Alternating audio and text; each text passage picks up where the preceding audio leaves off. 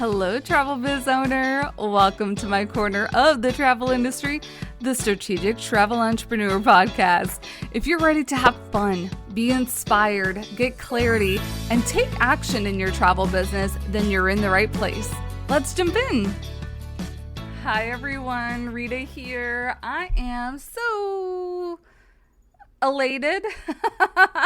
I'm trying to use different words from excited because I use excited a lot. So I'm like, you'll notice this too if you're signed up for the Travel Tech Audio Summit, which, just a heads up, that goes live on Wednesday. So in just a few days, you do have to sign up for it. It is free. But in order to listen to the full and complete episodes, of which there are 7, you do have to sign up for it. Now, just a little bit of a heads up. One of the interviews is probably going to be a bit delayed because we had to reschedule it. But you should have 6 out of the 7 interviews available on May 7th, which happens to be Travel Advisor Day. So happy early Travel Advisor Day, everybody. I know ASTA's doing some things, so be sure to celebrate yourself.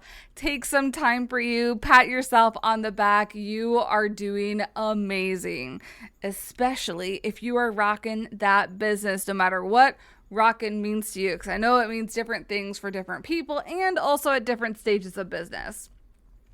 I also wanted to let you know that I am quietly launching a program for the summer. Thanks to all of you that have voted either in the Facebook group or somewhere on social media. I'm opening that to my email list just because I feel like people who are on my email list have taken an extra step to be in my world. So that's going to be a bonus to everybody that's on my email list. It is an 8-week summer program. And all the details are going to be in your email. And speaking about email, I am going to be testing a couple things this summer. So one of those things is that I think I'm going to test also a calendar of events, just because there's a lot of stuff that goes on in my world. So Travel Tech Audio Summit's coming up. I'm also doing AI workshops. So that's coming up, the summer program. We're also doing summer camp at sea. And then very, very quickly after, I feel like it's going to be here before we know it, is Prep for Wave Week, Plan Your Year workshop, Black Friday.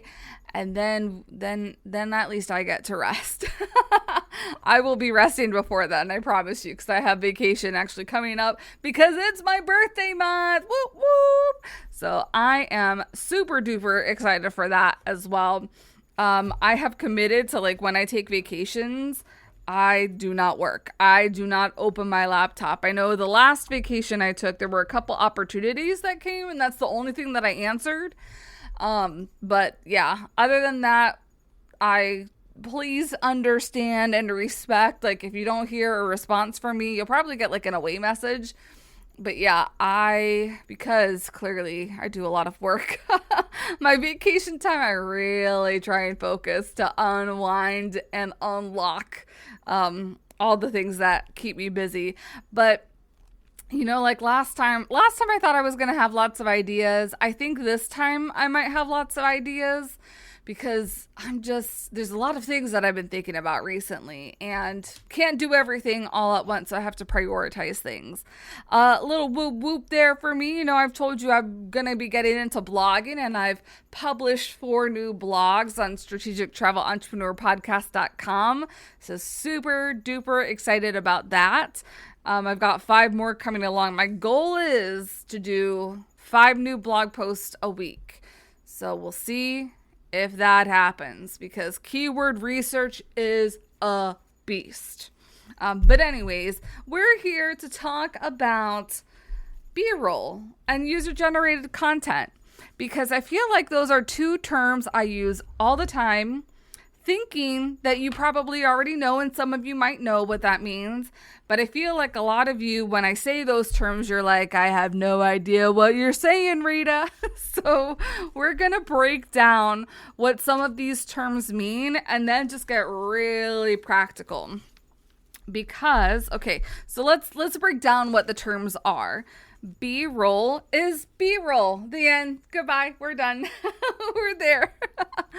So when we're talking about like commercial media and all that, I want you to think about the news. A roll is when the reporter is talking directly to you, talking directly to camera. So that is also like when you are taking your phone and like you're doing a selfie video. That's like when you're talking directly to the camera. That is the A roll. Then you have the B roll. So the news reporters, when they're talking about a story, they will cut to B-roll, which is pretty much different scenes of the story that help give depth to the story. So I'm thinking like, when they talk about like a crime has happened, they put video of like the cop cars, they put video of the police officers, they put video of like witnesses talking to police officers, they'll put like the crime tape up and all that. So those different things kind of help the audience, who obviously or most likely was not on the scene, realize and get a little bit more depth as to what the scene looked like. What are the police officers doing to make things a little bit better, or whatever the story might be. This could also be like community service. Hey, there was a beach cleanup this weekend. The reporter starts talking to you face to camera, but people don't want to see just the reporter. They actually want to see what the beach cleanup was about. Who was there? What did they collect? How much did they collect? How many people were there? What kinds of people were there? Was it a nice day? Was it a rainy day? So all those different elements are called B-roll, and they add to the story that you're trying to tell. User-generated content is just that, trying to keep it super duper simple. The acronym that a lot of people will use is UGC, and this is content that pretty much if any of us, I don't want to say I'm a non-professional because I've been doing this type of work for the past 4 years now, but if that is not like your main priority, if you if you are not like using professional equipment or anything like that, or I feel like pretty much anybody can be a content creator. And if you're not like making anything cinematic, I would constitute that as user-generated content. I think more directly is pretty much like user-generated content is made from your cell phone device, from your mobile phone. It is content that is raw. It's been edited. Sometimes people way edit it, but I don't think it needs to be overly edited. It is what really is that authentic content that you see on social media now. And that's when we talk about like B-roll and UGC, it's really coming from that lens of social media and what's really working now. And it is really working well because a lot of brands are hiring influencers and content creators who make user-generated content. So another way to look at that too is that a cruise line will hire a content creator for their perspective of what the cruise experience was, versus the cruise line can create their own information, but being able to get a piece of content from a third party is a little more meaningful than the cruise line telling you directly what this is about. So I hope like that also brings in another layer, that it's somebody, user-generated content is somebody talking about your business or brand or their experience with your business or brand, and not you creating content. Now, I will also say, I believe that you as an amateur content creator are creating user-generated content for your business. It's just slightly a little bit differently because you're talking, and technically you are the face of the brand, your brand. So it's just slightly a little bit different because it is coming from first person rather than third person. But what I was trying to say in the beginning is that a lot of these big brands are paying people for this type of content because that type of content is what users on social media want to see in their feeds.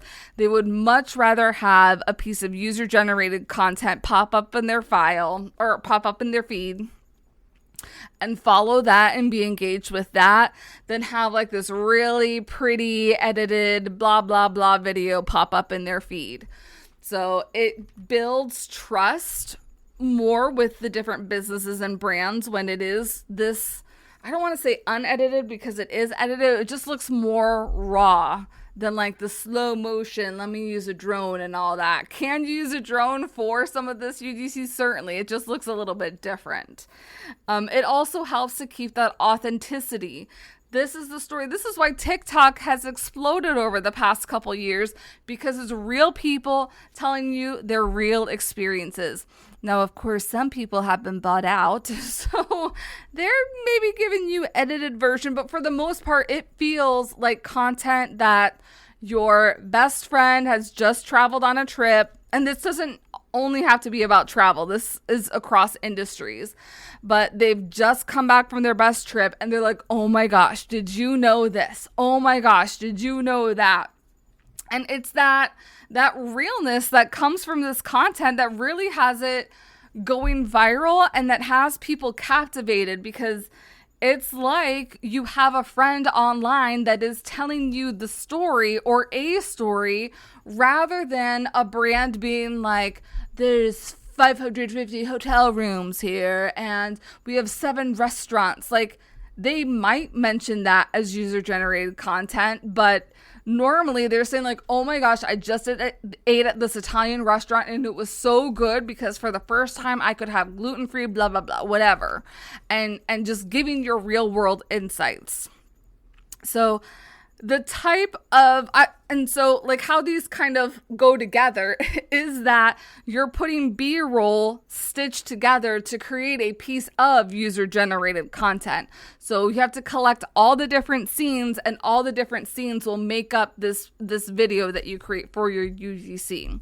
So different things that you can get B-roll, like just really basic. We'll dive in a little bit more on the practical in just a bit. If you're like getting ready for work or just putting yourself getting ready for like a trip or something, any sort of experience that you're having at travel, like are you going to eat? Are you on a tour? Are you making something? All the parts of the different experience, that is the different types of B-roll that you need to capture. I would also say like, because these videos can be like just quote videos, which is like one scene, one clip that's usually like 5, 7, 10 seconds long with like a quote on it, or maybe like you have a couple different quote clips on it. Then you also have like the storytelling one. So I would say like those are the 2 major ones when it comes to this B-roll and this UGC. I'm not going to talk too much about like talking heads or different things like that, because it's not necessarily what, like, you don't really need B-roll. I mean, you're kind of recording yourself if you are doing like the trending audio, but it's a little bit different. So like when I think about things like that for quotes, I like to think about scenes that are like, you're just filming the ocean for 10 seconds and there's natural movement that happens in the water. This can also happen on the river. This is also like palm trees swaying in the breeze and capturing that for a little bit. I'm a big flower person. So if I see like a field of flowers, like the wind that's breezing through the flowers, love those types of scenes for like the different B-roll for making quote types of videos.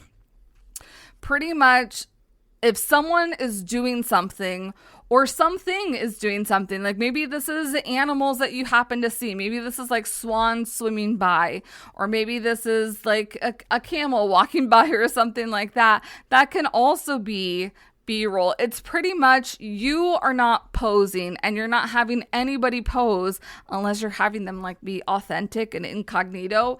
But it's anything that doesn't have you directly in it, Or if you are directly in it, you're not looking at the camera. You're doing something. You're being pensive and looking away and about all the thoughts that you've had about this trip.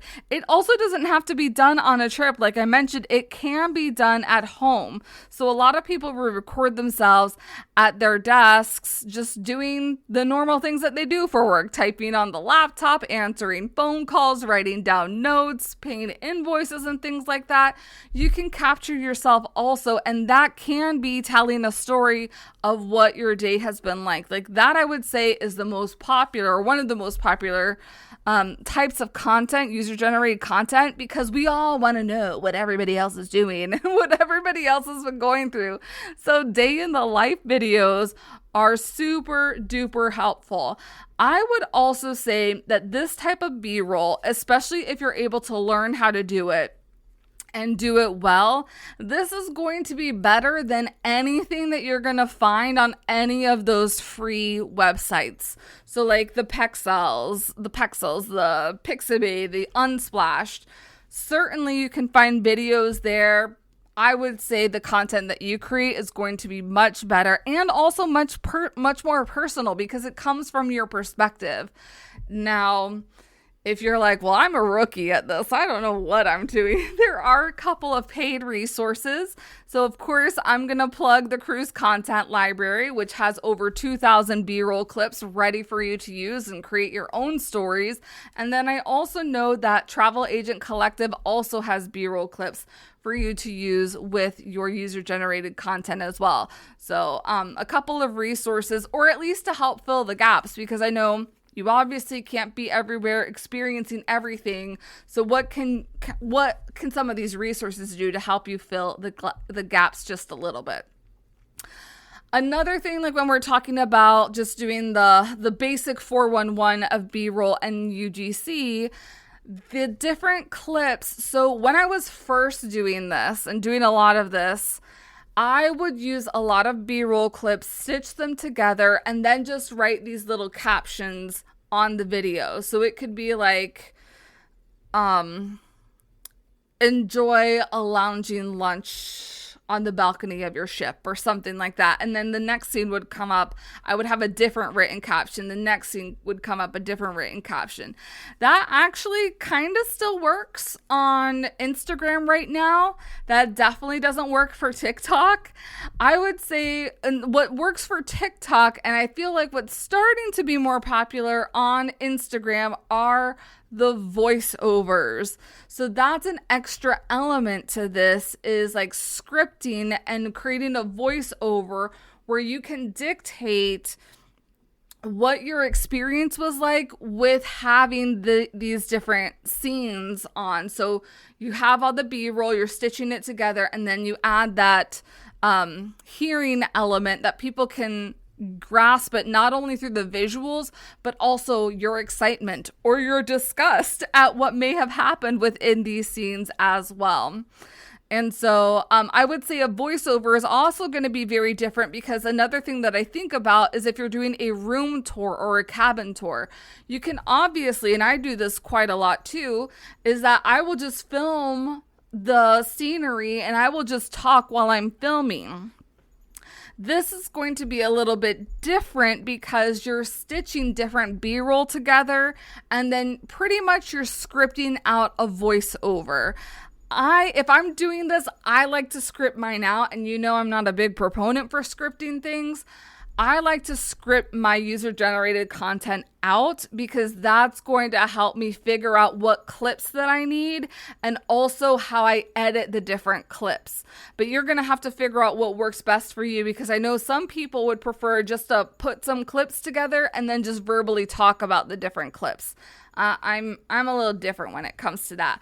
I also like because it does feel like it's extra effort. So I want to make sure that what I'm saying, because sometimes how I say things isn't the most polished. So for things like that, especially if it's marketing materials, I prefer to script it out and do the voiceover. And I'll talk about how what my process is when I create some of this content too. But let's head into some of the practical. So I've already mentioned, like, when you're getting B-roll, I would say if you're doing different scenes for the purpose of doing storytelling and not quotes, anywhere from like 5 to 10 seconds. And I think it also depends on what is going to be in that B-roll clip. Is someone making something? Maybe you have to record it for a little bit longer, and then you can like put the different clips together. So again, this is going to be very dependent case by case, but I think 5 to 10 seconds on a scene, because I feel like, especially like my recent UGC where I've been doing some voiceovers, I might be on a scene for like 1 to 2 seconds, and then I move to the next scene depending on like what I'm talking about and how I've scripted it. So that's why I say you don't have to, it doesn't need to be like this lengthy thing, but I do, and I have been trying to get more 10-second clips because that also gives me more wiggle room. Like maybe somebody was like trying to play baseball and hit a bat and it didn't work the right way, or it kind of flopped. Then they do it again, and the second time like is much better. So I kind of like to give extra time for that to allow that too. And like sometimes timing just really works in your favor, especially if you're adding audio. So and that's also, sorry, going back, if I'm not doing a voiceover and it's just written captions and descriptions on the video, then I will make sure that there is like trending audio in the background or some audio, like music in the background if I don't have a voiceover. Voiceover, you can add audio to, like a music to it. You don't necessarily have to. And I'm actually trying not to put music with my voiceovers because sometimes on social media, the audios can be like not censored, but there's copyright claimed against it. And then if you have a voiceover with something that's been copyright claimed, meaning that the audio can no longer be used on the social media platform, your voiceover goes away with it. So I'm kind of like, don't want to deal with that. So I've not been adding audio with my voiceover as well, especially if it's something that like I've scripted out. But if it's something like where I've gone live or I'm talking direct to camera, it might be a little bit different. All right, so going back to practicality. So I said 5 to 10 seconds to record for a scene. I would say 7 to 10 seconds if it's going to be like one of those static quote posts. So I'll do that a lot, especially with someone like the nature, the bodies of water and things like that. I'll record a lot of those because there's still movement happening in the background. Because that's the other thing. Like when we're thinking of video, and that's why I said 1 to 2 seconds, and then you need to change the scene if you're doing a voiceover. People's attention is very, very limited now. And so if you are not gripping and engaging them, they're going to be moving on to the next video. So some of the things that you can do is, one, just switching up the scenes very frequently. And that is a technique that people have taken like from television shows. You know, television shows they're not just looking, if somebody's having a dialogue, they're not just looking at the one person, they're looking at the other person. They might be going to a wide shot, then going up into a close-up shot, then be going, something else happens here. So even like taking some notes from like what happens in TV might be helpful for figuring out how you can make some of these videos. Whereas like a static clip, you're just having like your quote and you're having whatever's in the background. For these types, I would add some video or some audio too, because you need that extra element so that the audios do help to add that, like, oh, this is engaging, or this is fun, or I like this song, so I'm gonna watch whatever this is. So moving the scenes quickly, audios, having something on screen, taking it down, putting something else up, those are all ways that you can engage the viewer to view your video a little bit longer and like keep them interested and engaged on top of whatever the topic might be about. Panning is something that you need to make sure that you do. And so panning is a technique that you can use with your phone. So most of like the B-rolls, actually all the B-rolls that I've gotten, I haven't played with the big toys just yet, but I like to keep it simple. So I film everything from my phone because that is super simple for me. So panning is a technique that instead of just holding the phone and filming something, which is something that you would want to do for like the quote type and graphic or static type of videos, you're going to pan, which means that you're moving your phone from side to side if you're panning vertically, but you're moving slowly and swiftly. You're not like going whoosh. You're not moving fast because then the viewer is going to be like, what just happened here? You can also pan vertically, so you're going up to down and then also down to up. I like to do like down to ups or ups to downs depending on what the view is. I like to do it with a lot of vistas. So like, let's say I'm on a river ship. I like to do this a lot to like showcase like, here's the river, here's the town. I also like to peek around corners sometimes. So you'll see like if you're in the cruise content library where like I'll film and then I go around the corner and there's people or there's flowers or there's this amazing vista. So, but you just have to, the art of panning is being really smooth with your movements. And so like for me, I normally try and keep my like elbows close in. And then I'll just move. I won't move my arms typically. It is more like my hips and my waist is moving so that I can keep the camera stable. And I know this is audio, so you can't really see me. This is why you should come on a trip with me so that I can show you some of these techniques in person. Plug for summer camp at sea there for you. But yeah, doing the different panning helps to give like the wider angles almost of what the different scenes are that you are shooting. So like I said, I don't really like to get too fancy. I want the more important thing for me, instead of being fancy, is to getting things done. So I don't even use fancy settings. Some people have asked me before, like, do I use like fancy ISOs and all that on the phone, ISOs? And I'm like, nope, I just film on the setting that's on the phone. There are some pretty cool things though that you can do on the phone. Like there are slow motion settings. So if you want it to look a little bit more dramatic or anything, you can use that. That is available to you. But again, I keep it a little bit simple. Now, some things that I have been wanting to invest in are the Insta360 camera, which is pretty freaking amazing from what I've seen of it. And then the DJI Osmo Pocket 3, which actually increased in cost recently, which I think is something that's due to the tariffs. So the DJI Osmo Pocket is pricier than the Insta360. I did hear that there was a recent like Costco promotion for the Insta360 that might not be back until Black Friday. So just a heads up too, in case you're interested in that. But some of the cool things, like the Insta360 does just that, 360. It will get footage from in front of you, from behind you, above you, from all around. So you can get clips from lots of different angles.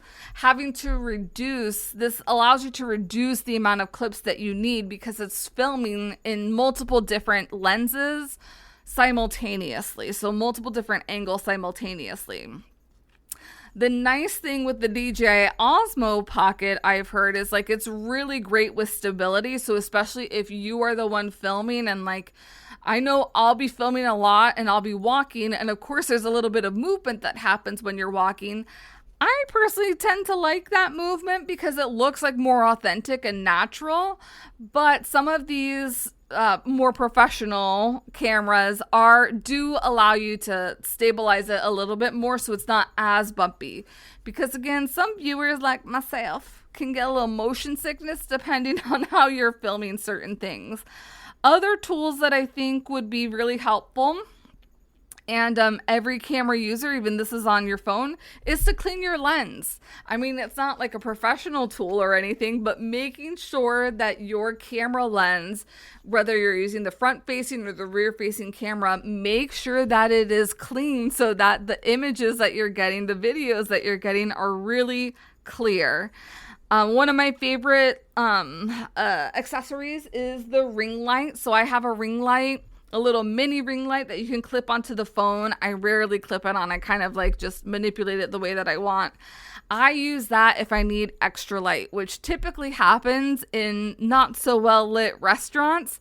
And then also like if the lights are dim or you're outside, but you're wanting to film somebody's faces or something that somebody's doing, being able to light up the natural scene that way is super duper helpful, and they're really affordable. I'll try and see if I can link a couple things in the episode. And then a tripod might be another thing that's helpful. I don't use a tripod as much. I will try and link up something that I loved using when I was in Vienna, because in Vienna recently I did a horse ride carriage, and I was like, oh gosh, those videos are going to be really bumpy. So I used it to help stabilize when we were going to be in the carriage and moving. And so that really helped me out. So it's kind of like a grip that I was able to put my cell phone on, which I think is really cool. Lighting, really, you want to make sure that your lighting is as natural as possible. You want to film where the light is shining to, not from. So if you are filming somebody and the sun is behind them, you want to film so that the sun is behind you, because that person is going to look much better.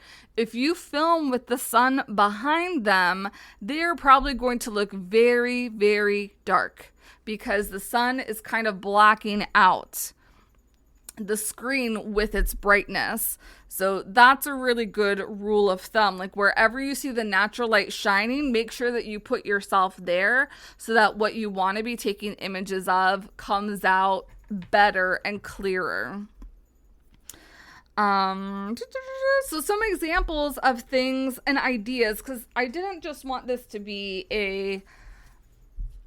I did want it to be a 411 because obviously I called it that, but I also wanted to give you like some tangible examples. So like a chocolate workshop, you can, if you wanted to just do one of the static quotes, film the chocolate kind of flowing inside of the chocolate equipment. If you wanted to create a scene, some of the different B-roll that you can get would be already created chocolate on the counter. You can get the tour guide or the chocolatier talking about the chocolate. You can get the chocolate being churned in the equipment. You can film different parts of the process. So the heating of the molds, the chocolate going into the molds, making, if it's a like stuffed chocolate, making the stuffing, that's not what it's, the praline part. I'm like, that's not the right word. The praline part.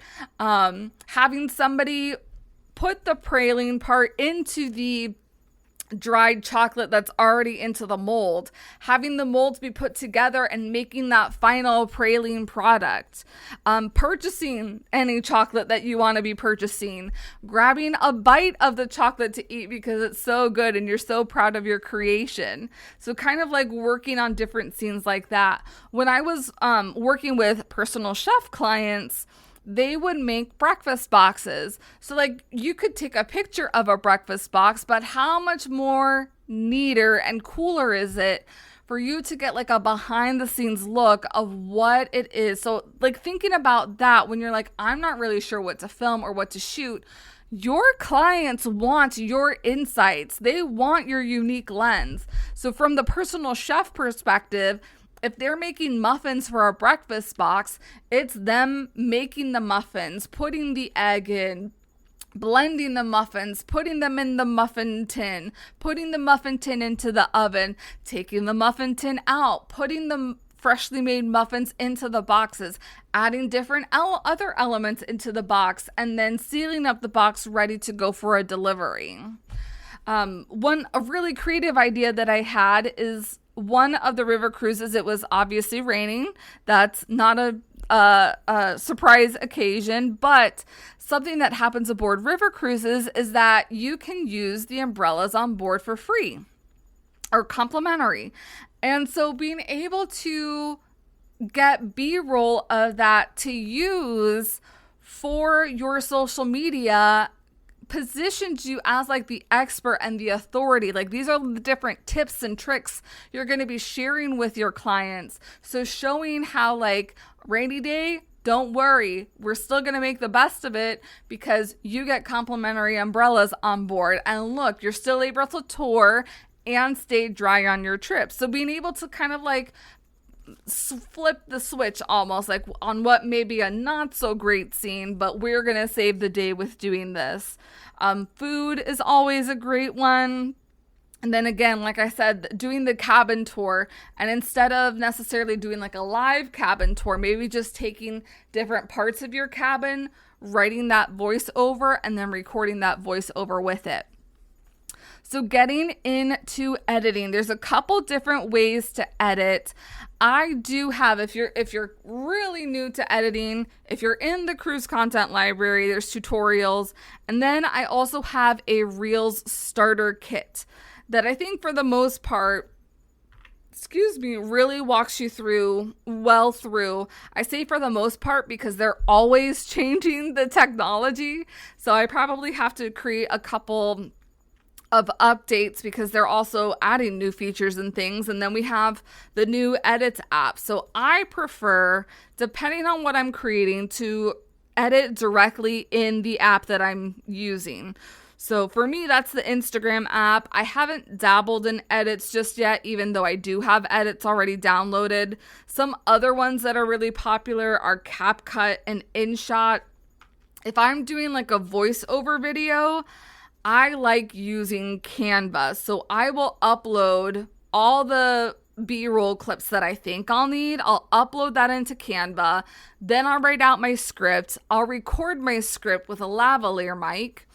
And then I will upload the audio into Canva, put the audio first, and then I will stitch the clips based on what is happening in the audio. So I typically get more B-roll clips than I'll really need when I'm stitching it together. Now, that is my own process. I know a couple other people do it other ways. Like a couple other people will just create the video and then they'll do the voiceover directly like in CapCut or something. You've just got to do what's going to be easiest for you to implement and like what you're also more comfortable doing. So I'm a little bit more comfortable creating those voiceover clips on my laptop than I am on my phone. Where on my phone, like quotes, really easy. If I'm not doing a voiceover, really easy for me to do. I believe you can also do voiceovers now directly in Canva because I was using a voice note app to do my voiceover. So that's really cool to know. And then like in some of the other apps like CapCut, and I believe edits should be letting you to do this. You can create your own voiceovers directly in the app as well. And then adding captions. So if you are having a voiceover, you better make sure that you have captions because especially if you're repurposing for things like LinkedIn, a lot of people are reading your videos and not listening to your videos. So different ways that you can do this. Canva was supposed to have this ability, but I don't think they've added it just yet. So I'm like, Canva, where are we at with that? Descript is a really great video editing tool that I use to make a couple videos and put captions on that way. And then also in app. So for me, because Canva doesn't do it and I do a lot of my voiceovers in Canva, what I will do is download the video from Canva, upload it to Instagram, and then pop in the captions from the Instagram app because Instagram does have that feature to add in the captions. So that is the 411 and everything in between of using B-roll and creating user-generated content for your business. I know I kind of laid a lot out for you, but I'm hoping at the very least, you now understand what those words and terms mean. And you also have like some ideas of how you can use it and also how you can implement with like the different cameras or the editing tools for your business. Let me know. Did you have any questions about this? I would love to help answer those out and make this process a lot more easier because if you are not using this within your business, I feel like you're missing an opportunity not only for marketing, but also to create relationships. All right, everybody, have a wonderful week, and I will see you here next time. Thanks for joining me on the podcast today. Remember to check out the show notes for all relevant links and resources from today's show. See you next time.